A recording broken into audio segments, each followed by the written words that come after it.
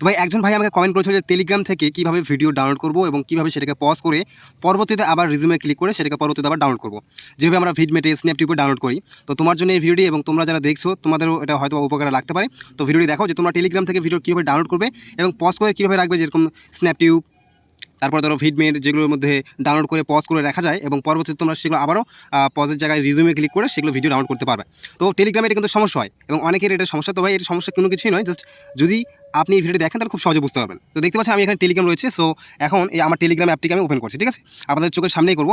এখন Telegram open করেছি, open করার পর আমার এখানে কয়েকটি কোর্স বা ভিডিও ডাউনলোড হচ্ছে আর কি, আপনাদেরকে দেখানোর জন্য জাস্ট এখানে আমি ক্লিক করবো এবং দেখতে পাচ্ছেন আমার যে এই কোর্সগুলি ডাউনলোড হচ্ছে, ভিডিওগুলো ডাউনলোড হচ্ছে আপনাদের চোখের সামনে, ঠিক আছে।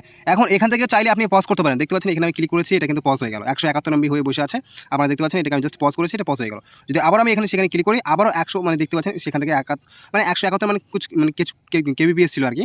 তো 140 MBPS থেকে আবার শুরু হয়ে গেল। আবার যদি আমি সেটাকে পজ করি, তো আবারও সেটা কিন্তু সেখান থেকে পজ হয়ে আবার কিন্তু কী হবে, সেটা কিন্তু অটোমেটিকলি চালু হয়ে যাবে। মানে 171 MBর ভিডিও, তো এখানে পজ করলে সেটা 171 MB দেখায়। আর বর্তমানে যখন আপনি সেটা রিজুমে ক্লিক করবেন, আবার সেটা কিন্তু কী হয়ে যাবে, আপনার যত MB ডাউনলোড করা ছিল, আর পরবর্তীতে যদি আপনি রিজুমে ক্লিক করেন তাহলে দেখবেন সেখান থেকে আপনার সেটা ডাউনলোড শুরু হয়ে যাবে। দেখতে পাচ্ছেন এটা কিন্তু ডাউনলোড হচ্ছে, ঠিক আছে। 160 MB, 161 MB, 171 MBর ফাইল এটা আপনারা দেখতে পাচ্ছেন এখানে, আর এটা কিন্তু ডাউনলোড হচ্ছে। এদিকে নিচের দিকেও একটা ফাইল ডাউনলোড হচ্ছে, যেখানে এটা 232 MBর ফাইল, 222 MB, 223 MB। এটা জাস্ট কাছাকাছি চলে এসে যদি আমি এখন পজ করেছি, দেখতে পাচ্ছেন এখানে পজ করে ফেলেছি।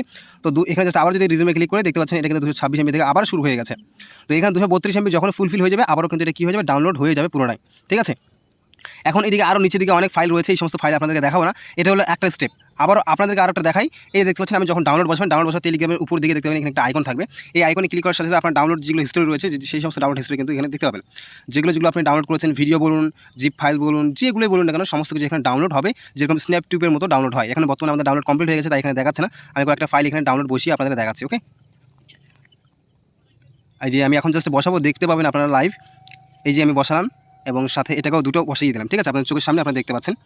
এখন এটাতে আপনি পজ করে আমি আপনাকে দেখালাম। তো আমি এখন ব্যাক হচ্ছি, ব্যাক হওয়ার পর আপনি দেখতে পাচ্ছেন এখানে কিন্তু একটা ডাউনলোড অপশন দেখতে পাচ্ছেন, এই যে ডাউনলোড অপশন, এটা কিন্তু দেখাচ্ছে এবং একটি লাইটিং ব্লিঙ্ক করছে, দেখতে পাচ্ছেন, মানে ডাউনলোড হচ্ছে এখানে, ওকে। সো এখানে জাস্ট আমি এখানে ক্লিক করবো, ক্লিক করার সাথে সাথে আপনি ডাউনলোড হিস্ট্রি আপনার এখানে চলে আসবে। আর আপনি দেখতে পাচ্ছেন এই যে ডাউনলোড হচ্ছে আপনার উপর দিকে, দেখতে পাচ্ছেন, ঠিক স্ন্যাপটিউবের মতো ভিডমেট যে রয়েছে সেগুলোর মধ্যেই কিন্তু ডাউনলোড হচ্ছে।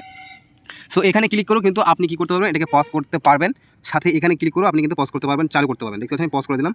এখন আবার যদি আমি এখানে ক্লিক করি, এটা কিন্তু আবারও সে পুনরায় চালু হয়ে যাবে।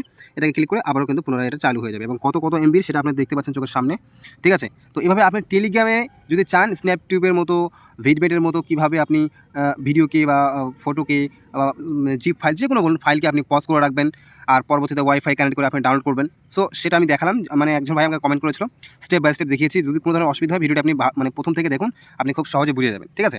আশা করি ভিডিওটি আপনি বুঝতে পেরেছেন। যদি ভালো লাগে লাইক, কমেন্ট, সাবস্ক্রাইব করতে একদমই ভুলবেন না। ধন্যবাদ।